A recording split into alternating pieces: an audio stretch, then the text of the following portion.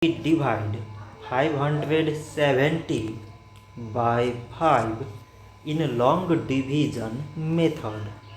5 times 1 is 5. On subtracting we get 0.